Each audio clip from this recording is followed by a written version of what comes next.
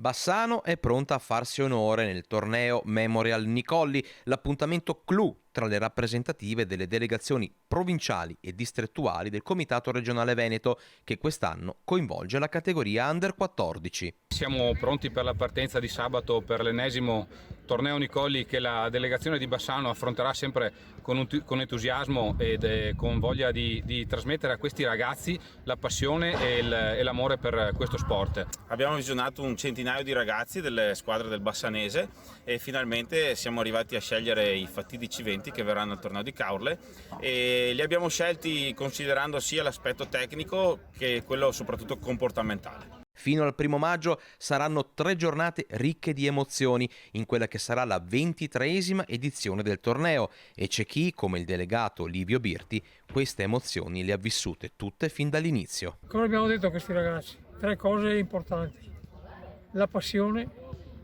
il divertimento e l'amicizia per il calcio.